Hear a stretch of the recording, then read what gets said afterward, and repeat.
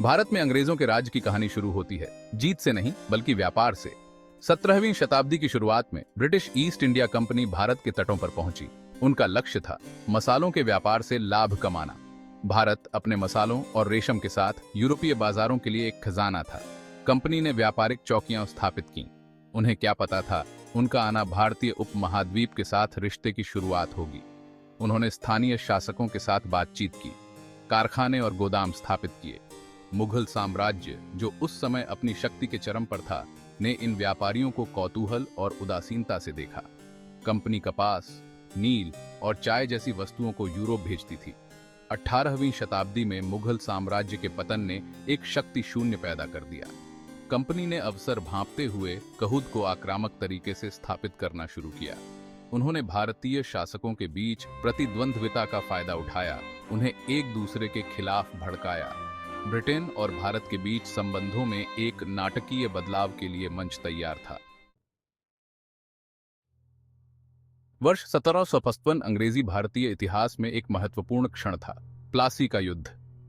British east India company की सेना और बंगाल के नवाब सिराजुद्दौला की सेना के बीच यह महत्वहीन झड़प के दूरगामी परिणाम हुए। रॉबर्ट क्लाइव के नेतृत्व में कंपनी ने निर्णायक जीत हासिल की, जिसका मुख्य कारण नवाब के ही सेनापति मीर जाफर का विश्वासघात था। मीर जाफर, जिसने अपने विश्वासघात के बदले में नवाब पद का वादा किया था, युद्ध के दौरान पक्ष बदल दिया, जिससे कंपनी की जीत सुनिश्चित हो गई। प्लासी का युद्ध कंपनी की बढ़ती सैन्य शक्ति और राजनीतिक चालों के कुशल उपयोग का प्रमाण था। बंगाल अपने विशाल संसाधनों और उपजाऊ भूमि के साथ कंपनी के लिए एक महत्वपूर्ण पुरस्कार बन गया। बंगाल से निकाली गई दौलत ने भारत में कहीं और कंपनी की विस्तारवादी महत्वाकांक्षाओं को हवा दी। उन्होंने मीर जाफर जैसे कठपुतली शासक स्थापित किए, जो कंपनी के हितों के ऋणी थे। कंपनी का ध्यान व्यापार से हटकर राजस्व वसूली पर केंद्रित हो गया, जिसके बंगाल के लोगों के लिए विनाशकारी परिणाम हुए। प्लासी के युद्ध ने भारत पर एक लंबी छाया डाली, जिससे घटनाओं की एक श्रृंखला शुरू हुई, जिसका समापन ब्रिटिश राज की स्थापना में हुआ। ईस्ट इंडिया कंपनी का शासन लाभदायक था, लेकिन इंग्लैंड में इसे समस्याग्रस्त देखा जाने लगा। कंपनी के भ्रष्टाचार और क्रूर नीतियों ने ब्रिटिश संसद में चिंताएं पैदा कर दी। 1856 के सिपाही विद्रोह के बाद सरकार की निगरानी बढ़ाने की मांग तेज हो गई। चर्बी वाले एनफील्ड राइफल कारतूसों से शुरू हुआ विद्रोह पूरे उत्तर भारत में फैल गया। भारतीय सैनिकों ने कारतूसों को अपनी धार्मिक मान्यताओं के लिए अपमान के रूप में देखा। विद्रोह ने कंपनी के शासन की कमजोरियों को उजागर किया। विद्रोह के जवाब में ब्रिटिश क्राउन ने 1858 में ईस्ट इंडिया कंपनी को भंग कर दिया और भारत पर सीधा नियंत्रण स्थापित कर लिया। यह ब्रिटिश राज की शुरुआत का प्रतीक था। भारत में अंग्रेजों के शासन ने अर्थव्यवस्था, बुनियादी ढांचे और समाज में महत्वपूर्ण बदलाव लाए। रेलवे, तार और आधुनिक शिक्षा प्रणालियों की शुरुआत की गई, जिससे दूर के क्षेत्रों को जोड़ा गया और संचार को सुविधा मिली। हालांकि इन विकासों ने अक्सर भारतीय आबादी की तुलना में ब्रिटिश हितों को अधिक सेवा दी। ब्रिटिश शासन के तहत उत्पीड़न और शोषण ने भारतीयों में व्यापक असंतोष पैदा किया। इस असंतोष ने कई विद्रोहों और एक राष्ट्रवादी आंदोलन को जन्म दिया।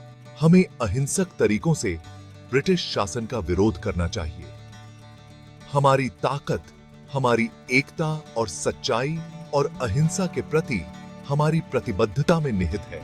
अंग्रेजों की नीतियां हमारी जिंदगी बर्बाद कर रही हैं। हमने अपनी जमीनें, अपनी नौकरियां और अपनी गरिमा खो दी है। अब समय आ गया है कि हम अपने अधिकारों के लिए उठें और लड़ें। भारतीय राष्ट्रीय कांग्रेस और अन्य राजनीतिक संगठनों ने जनता को संगठित करना शुरू कर दिया। महात्मा गांधी जैसे नेताओं ने लाखों लोगों को स्वतंत्रता संग्राम में शामिल होने के लिए प्रेरित किया, शांतिपूर्ण प्रतिरोध की शक्ति पर जोर दिया। वर्षों के अथक संघर्ष के बाद भारत ने आखिरकार 15 अगस्त 1947 को आजादी हासिल की। लेकिन आजादी की खुशी बंटवारे से धूमिल हो गई, जिसके कारण व्यापक हिंसा और विस्थापन हुआ।